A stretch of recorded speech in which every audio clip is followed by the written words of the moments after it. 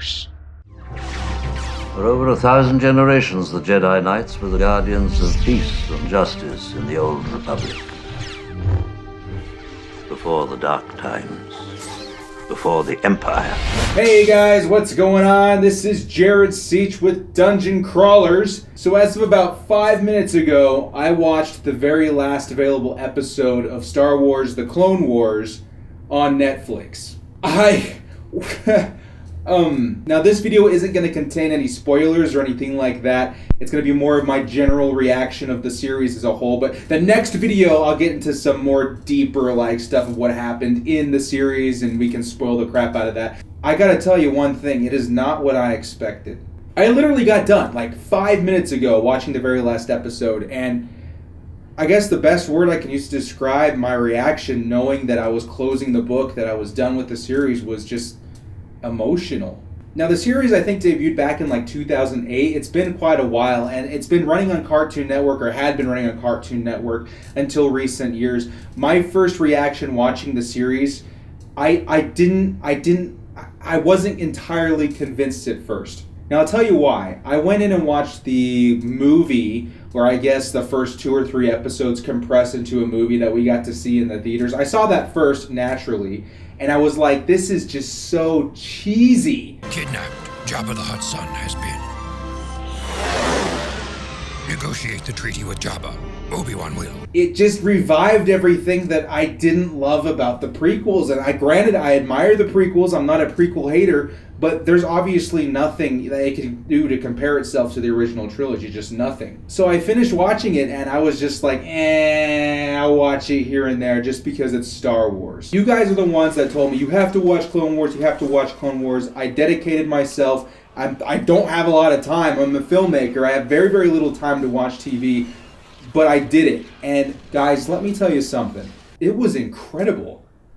The best way I can describe it is that it had the magic that the prequels were missing when it came to holding the name of Star Wars. And I think we have to give a lot of credit to Dave Filoni, the creator of the series, who was able to take these characters that we all saw as broken, or we all saw as annoying, like Jar Jar Binks. And granted, he's not great in the series, but characters like Anakin and Obi-Wan and, oh my God, Ahsoka. He just took them to a level that I didn't think existed for these characters. So I have to assume the name of the game was character development, being able to go on these adventures with these people that we've known from the movies, but now we get to really sit and talk to. My God, guys, it was incredible. The movie, season 1, but once you get into season 2, and then halfway through season 2, and then to season 3, it's just holy crap, what have I been missing out on? And on top of everything, I've been watching Rebels. I just started off, and I hadn't seen Clone Wars, so I was just like, this is kind of cool, Captain Rex, who, blah, blah, blah. And now that I've seen this whole thing, it's just a beautiful marriage of storytelling, all from the brilliant mind of Dave Filoni. And I gotta tell you guys,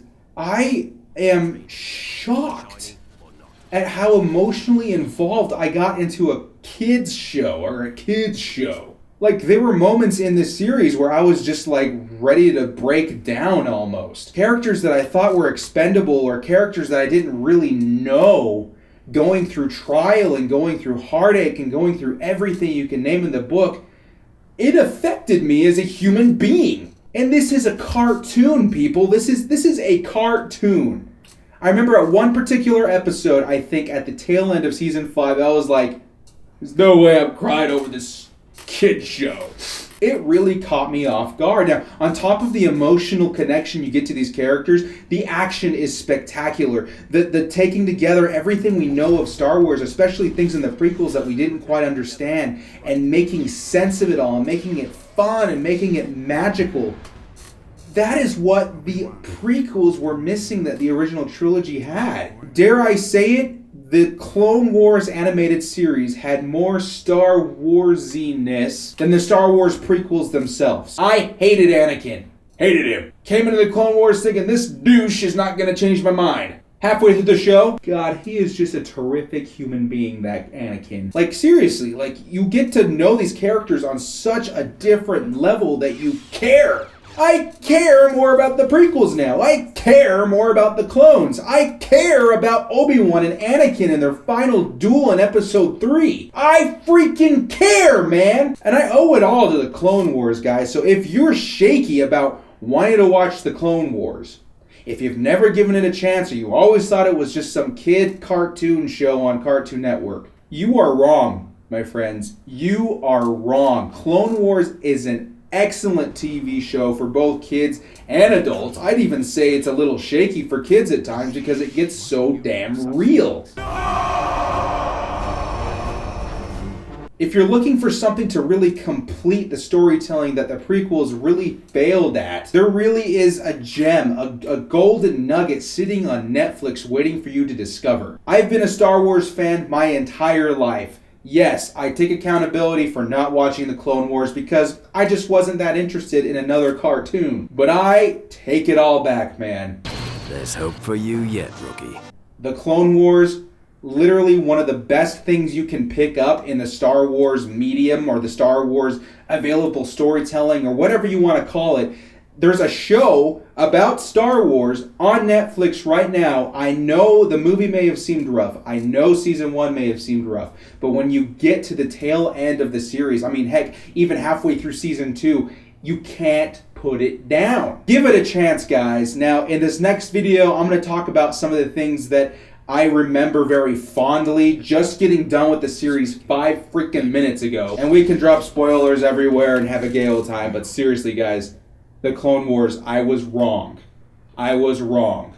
The Clone Wars is amazing. Check it out on Netflix today. Get started. Push your way through the movie. Push your way through halfway of season 1 and maybe season 2.